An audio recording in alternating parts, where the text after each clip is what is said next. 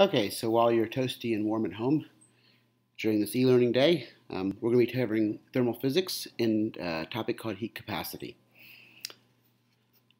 So, um, first of all, we're going to start with the definition of heat. The most important thing to know is that heat is energy. Heat is a form of energy, and specifically, heat is what we call the energy that is transferred from one form to another when it results in thermal energy changes. So a definition would be energy that is transferred into or out of a system. So think about a cup of water. So energy that you transfer into a cup of water or out of a cup of water that results in a change in the thermal energy of the water is called heat. So you can add energy, thermal energy, which makes the molecules move faster, or you could remove energy, which makes the molecules slow down. Both of those transfers we call heat. So heat is energy. It's going to be measured in units of energy, in joules, and it's just a transfer of energy. We're going to use the variable Q to represent this heat that is added or removed from the system. And we're going to have the following convention. If Q is positive, then the system gains thermal energy. So if Q is positive 1,000 joules, that means we added 1,000 joules of energy to our water, or whatever it is. And if Q is negative, we take energy away. Okay, so let's connect with lab here. We did two experiments in lab. The first one we did was we asked how does the change in the temperature, delta T, relate to the thermal energy of the that you add to the system. And so you guys did an experiment, you collected data, and what you found was that as you added more thermal energy, the change in temperature went up, and you should have found there was a fairly direct relationship.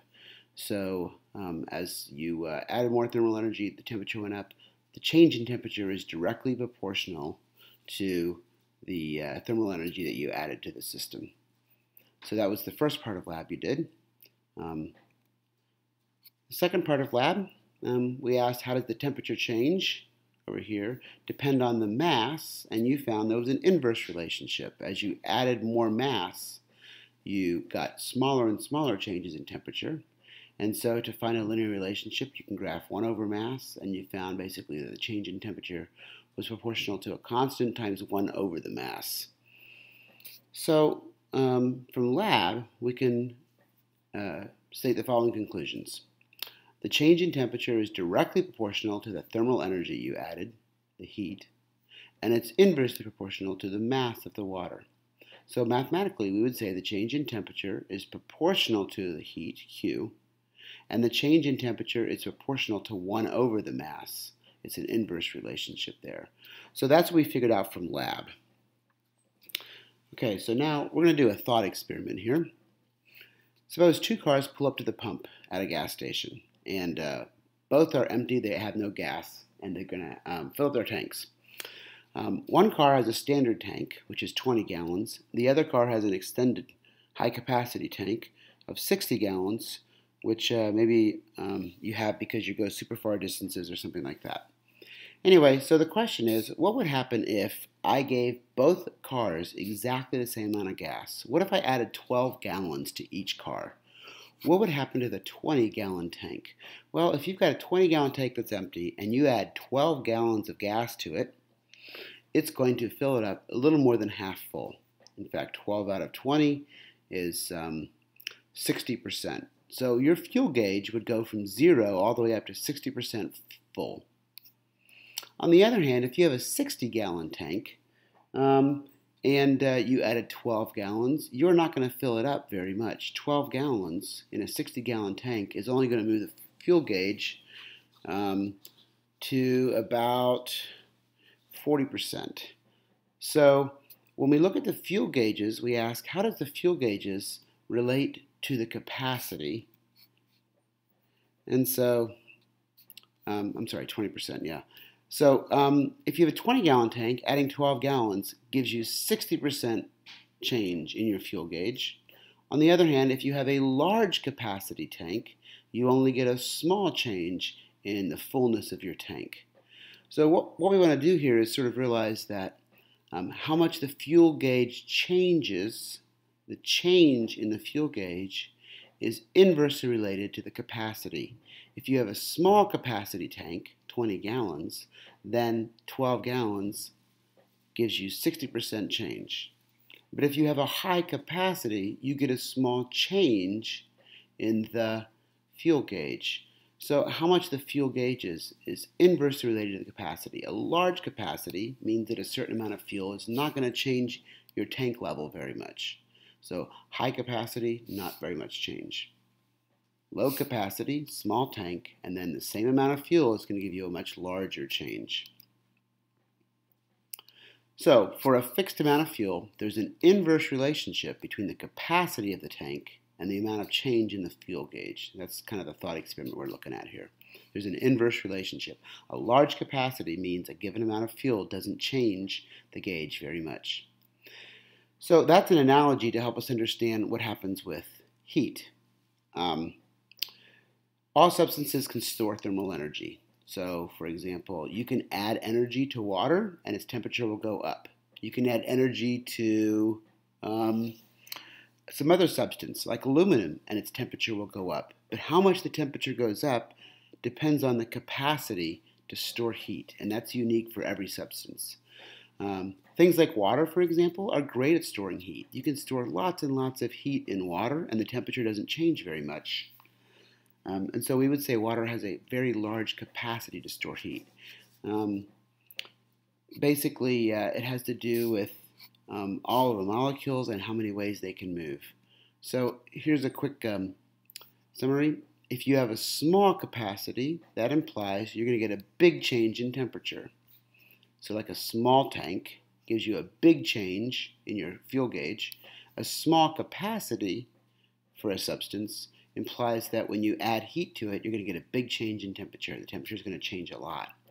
Likewise, if it has a big capacity for holding energy, for holding heat, that implies you're going to get a small change in your temperature. Your temperature change is not going to be very big. So we would say that the change in temperature that you observe when you add energy to a system is inversely proportional to the capacity of that system to hold heat. Okay, so that's the thought experiment we're kind of getting at here.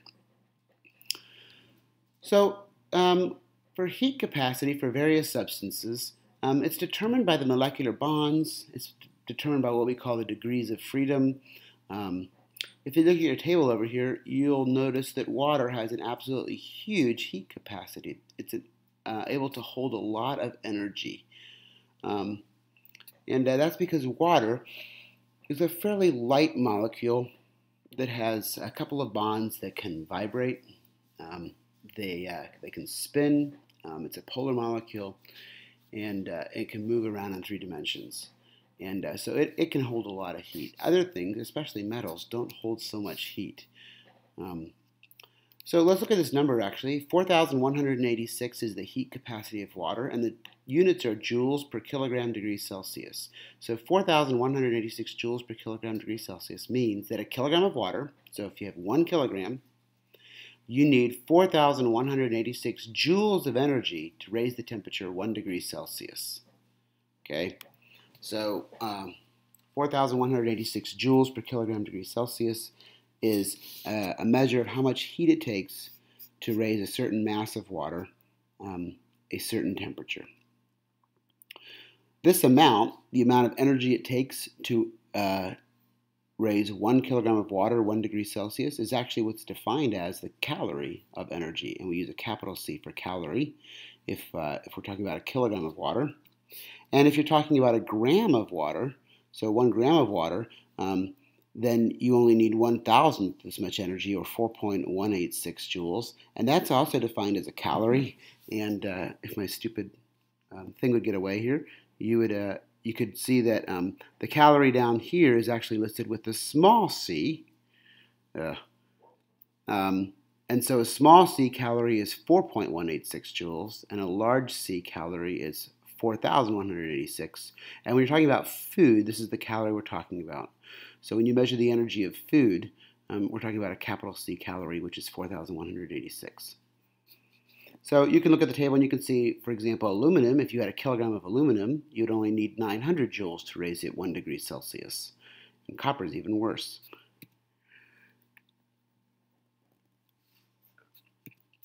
So a couple of notes about heat capacity. First of all, the heat capacity depends on the phase of the substance. For example, ice, steam, and water are all different because the molecules move in different ways depending on what phase they're in. They're connected to each other in different ways. So ice has a heat capacity that's half of what actually water is, and steam is also different than the heat capacity of water. Another thing to notice is that metals in general don't have very large heat capacities. Metals are very good at conducting heat. Heat can pass through a metal very quickly and easily, but it's not very good at just storing the energy itself. So that's something to note about metals. And you may remember from chemistry that the pressure is very important to heat capacities. That is true for gases. So we are going to assume that everything's at standard temperature and pressure. For gases, we're not going to worry about the differences of heat capacity on the pressure. But if you're looking at chemistry and you're looking at ideal gases, or even non-ideal gases, you do have to worry about the pressure when you're calculating the heat capacity because it changes slightly at different pressures. But for us, we're going to be dealing mostly with solids and liquids, in which case pressure doesn't really matter that much. Okay, so based on our lab and our thought experiment, we're going to put together the following summary. First of all, the change in temperature of a system, so think about a glass of water, it's proportional to the amount of energy we add, Q. So the more energy you add in the microwave, the greater the change in temperature. It's inversely proportional to the mass, so the change in temperature goes down as the mass goes up. So you microwave more water, the same amount of time, and you're going to get less temperature change. Thirdly, from our thought experiment, the change in temperature is inversely proportional to the heat capacity. So a large heat capacity means the change in temperature is actually going to be small. So there's an inverse relationship there. So we can put this all together, and it'll look like this. How much the temperature changes depends, for a system, depends on three things. It depends on the mass, heat capacity, and the amount of heat we add. And we've already decided that the temperature is proportional to Q, so Q is in the numerator, and it's inversely proportional to the mass, and the temperature change is inversely proportional to the heat capacity. So this is going to be how we can calculate the amount of temperature change a substance is going to undergo when a given amount of heat is added. So we need to know Q, the amount of heat we add. We need to know the mass, and we need to know the heat capacity, the ability of that substance to absorb and store heat. Okay. Now, the only problem is, although this is the correct relationship in terms of cause and effect, the change in temperature depends on Q, it depends on M, and it depends on C. This isn't how we generally write it because back in the old days when all we had was typewriters and stuff, we didn't like fractions. It required two lines. So what we could do is we could multiply both sides by M and bring this up here, multiply both sides by C and bring that up here, and we can rewrite the equation in its more familiar form from chemistry, which is that Q equals MC delta T. And so this is how we're actually going to write the equation. So this you need to put in your toolbox. You can pause the movie here. Jot that down in your toolbox. Make sure you note what the variables are. Q is the heat that's added or gained. It's positive if we add it. It's negative if it's lost. M is the mass. C is the heat capacity, which we're going to look up in a table. And delta T is a change in temperature. So this is how we write the equation. But we just need to remember that this isn't really the way that it actually happens. It's more like this. It's these three things that cause the temperature to change. So the dependent variable is delta T, the independent variable is Q. And writing it without a fraction obscures that. But it's the change in temperature is equal to Q over M times C. But this is a useful form. Suppose I want to know how much heat I need to add. If I know the temperature change I need, I'm going to warm up a cup of tea here this morning because it's nice and cold and icing outside. And so I'm going to add some energy to the water. If I know the mass of my water, I know the heat capacity of water, and I know how much I want to change the temperature of my water, I can determine how much heat I would add. And then I could just put that in my microwave and figure it out exactly. So this is the big equation we're going to use for this unit. So you can jot that down. And it's basically an energy equation. The energy required to do the job is equal to the mass times the heat capacity times the change in temperature. Okay, so let's solve one example problem here. You should probably jot this down as an example in your book. Your job today is to watch this video and solve the first 2 problems on the homework. And then we'll solve the rest of them in class next Tuesday when we get back. So here's the question. How much heat do I need to add if I want to warm up a cup of water from 20 degrees Celsius? So the water in my faucet right now is 20 degrees Celsius. I need it warmed up to 95 degrees Celsius because I'm going to make a cup of tea. Because it is cold, it is early in the morning, and I want a cup of tea. A cup of tea has a mass of about 240 grams. Okay? So to solve this problem, the first thing we're going to do is make a diagram. And our diagram is going to look a little funny to you initially, but as we move on to phase changes, they'll make more sense. What I want you to do when you make a diagram is to make a little graph of delta T and Q. So in this case, as we add energy, as Q goes up, the temperature goes up. It's going to start here at 20 degrees, and it's going to end here at 95 degrees. And so I can actually note that in my variable list here. Okay, so the initial temperature is 20 degrees, the final temperature is 95 degrees, and the diagram is going to be a little QT diagram. The heat capacity you're going to get from your table, you can just scroll through and look at it. When you look at the heat capacity, make sure you note the units. I need masses in kilograms, which is why in my variable list down here, I converted the mass to kilograms. I need temperature changes in degrees Celsius, because that's what my constant is in. If your temperatures are not in degrees Celsius, you'll have to convert them. And of course, we're going to get energies in joules. So here's my variable list showing what I have from the problem. The 240 grams is 0.24 kilograms, and the initial and final temperature. Then I'm going to use my equation, Q equals mc delta T, and my plan is to evaluate this to find Q. I don't need to solve anything because it's already written in an explicit form. I can just evaluate it. I'm going to plug in my numbers, and I get 75,000 joules. So 75,000 joules is the amount of heat I'm going to add to my cup of water. Now, I happen to know that my microwave is 1,000 watts, so that adds 1,000 joules every second. So I'm just going to microwave my cup of water for 75 seconds, and I'll have just the right amount of energy to get my water to 95 degrees. So, just a note, the constant from the table is what determines what unit you need to work in. Just like when we use G in gravity problems with meters per second squared, we had to convert all of our distances to meters and our times to seconds because that was the constant we were using. In this case, the constant dictates what units you need to use. If you're working in chemistry, you might have a heat capacity not in joules per kilogram degrees Celsius, but you might have joules per mole, in which case you would have to figure out how many moles of water you have to solve the problem. So the constants always tell you what units you've got to work in. So to keep that in mind as you're solving problems.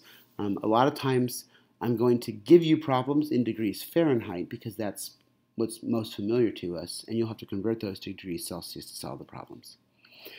Okay, so for the rest of the e-learning assignment, I'd like you to go to the homework. You can find the link on Canvas, and I'd like you to solve the first 2 problems, including solutions in your book. There's going to be a completion code. And we're going to work on the rest of them on Tuesday when we get back to class. But for today, just to practice so you don't forget all this, solve the first 2 problems, including making diagrams. Okay, good luck. Enjoy your day.